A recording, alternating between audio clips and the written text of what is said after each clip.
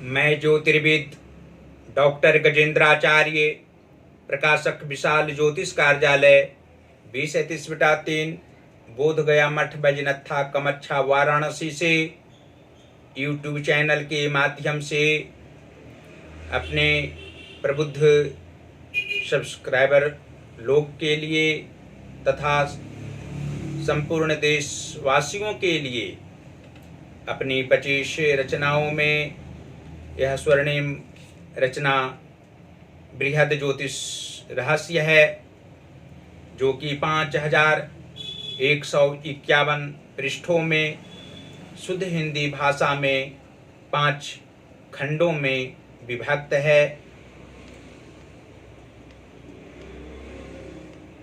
इसके अंतर्गत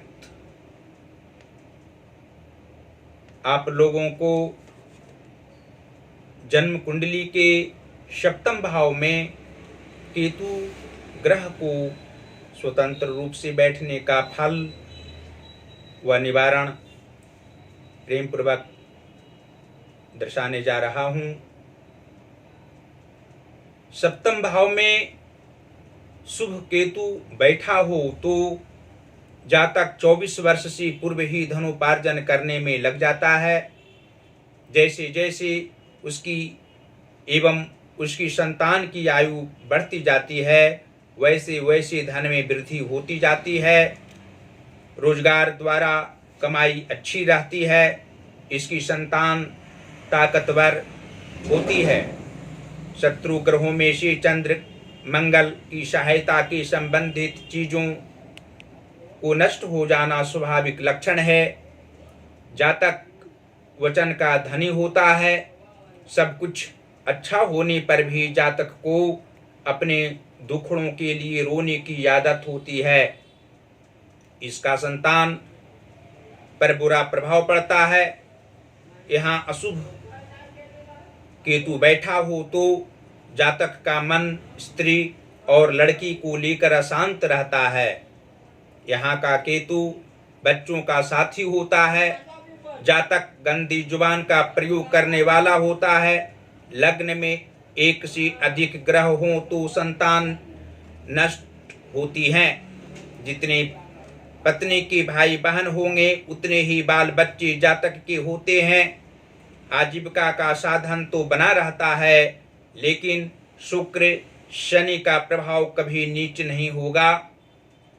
यदि शत्रु ग्रह चंद्र मंगल में से कोई मंदा हो तो वह स्वयं नष्ट हो जाता है, लेकिन केतु पर उसका कोई प्रभाव नहीं पड़ता। बुध और शुक्र द्वितीय भाव में होने पर बृहस्पति का सहयोग मिलता है। सप्तम भाव का केतु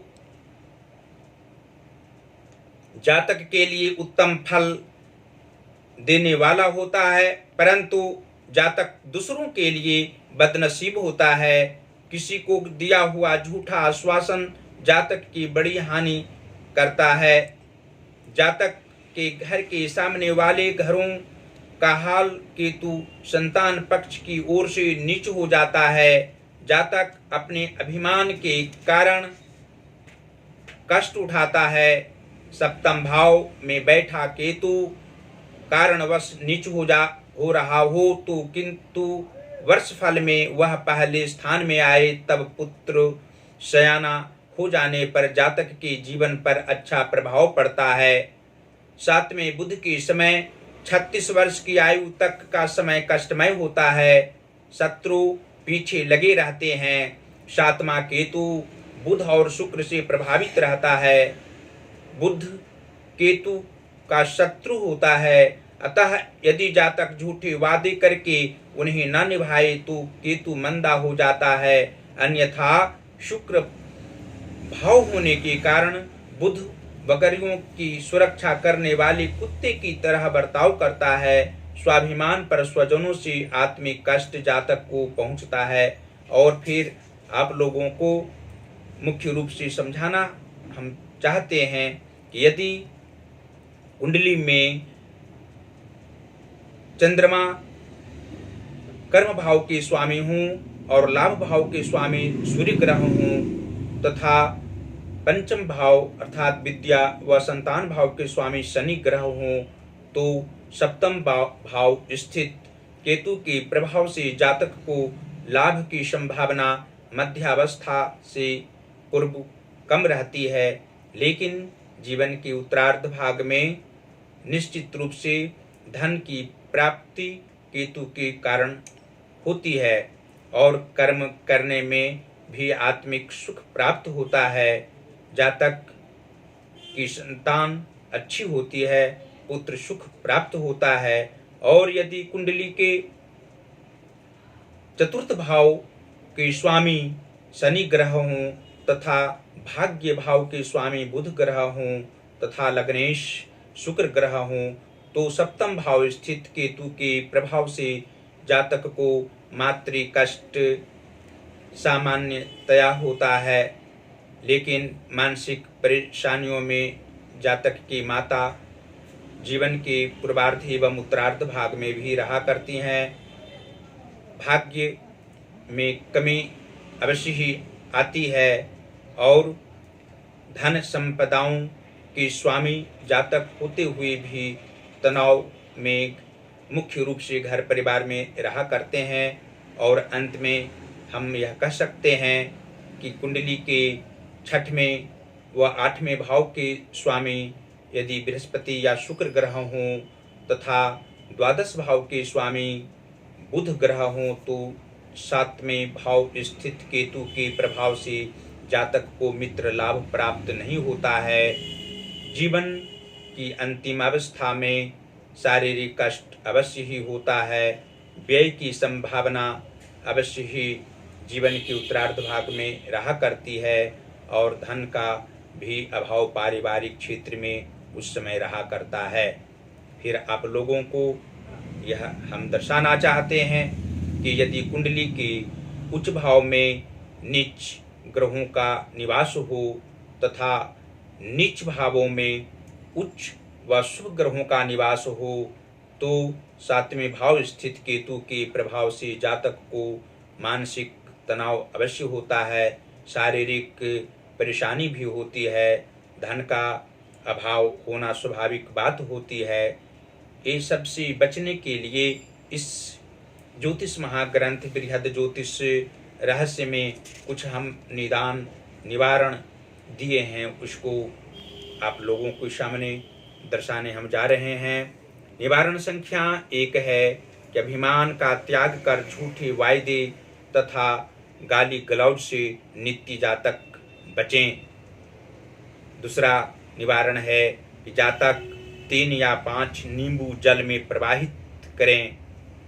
तीसरा निवारण है सपत्नीक बृहस्पति की कथा सुने और बृहस्पतिवार को जातक पत्नी सहित उपवास भी रखें। चौथा निवारण है केसर या सफेद चंदन जातक नित्य मंदिर में जाकर स्वतः अपनी अनामिका अंगुली से माथे पर लगाएं।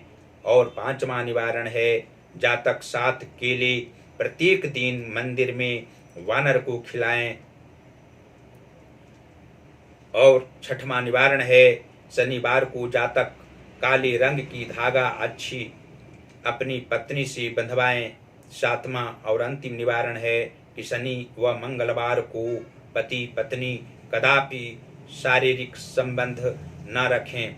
इन निवारण के उपरांत 7वें भाव स्थित केतु के प्रभाव से जातक को मानसिक कष्ट कदापि नहीं होगा, आर्थिक परेशानियों की सामना नहीं करनी पड़ेगी, शारीरिक कष्ट किसी भी काल में नहीं हो सकता है और अनेकों प्रकार की सुख सुविधाओं से युक्त केतु निश्चित रूप से जातक को रख सकता है। अंत में फिर आप लोगों से हम अनुरोध करेंगे कि इस ज्योतिष महाग्रंथ बृहद ज्योतिष रहस्य को अवश्य ही अपने अपने घरों में मंगवाने का प्रयास करें। इसको मंगवाने से आप लोगों को सभी प्रकार के सांसारिक सुख प्राप्त होंगे। किसी भी प्रकार का कष्ट होने पर यदि इस कुंडली को, इसमें जो निहित सभी कुंडलियां हैं, अपनी अपनी कुंडली आप लोग देखेंगे तो निश्चित रूप से समाधान पाएंगे। इसको मंगवाने के लिए आप लोग हमसे संपर्क कर सकते हैं। जो पहला नंबर है व्हाट्सएप नंबर है 94512287 और 47। दूसरा नंबर जियो का नंबर है 88407617 और 92। गूगल पर भी हमारी सभी रचनाओं को देख सकते हैं। गूगल पर हमारा वेबसाइट है प्रकाशक विशाल ज्योतिष कार्यालय, उसको सर्च करेंगे तो हमारी रचनाएं ऑनलाइन अवश्य ही मिलेंगी। फेसबुक पर भी आप लोग पढ़ सकते हैं, देख सकते हैं। और फिर आप लोगों से अपनी वीडियो को लाइक करने के लिए कहेंगे। जो हमारा ज्योतिष महाज्ञान चैनल है उसको अवश्य सब्सक्राइब करें, घंटे का बटन अवश्य ही दबाएं और भगवान श्री काशी विश्वनाथ जी से प्रार्थना आप लोगों के लिए हम करते रहेंगे कि आप लोग सदैव स्वस्थ रहें। हमारी रचनाओं को आप लोग देखते रहें, पढ़ते रहें और सुख सुविधाओं से युक्त रहकर देवाधिदेव महादेव की आराधना अवश्य ही सब प्रेम करते रहें। धन्यवाद।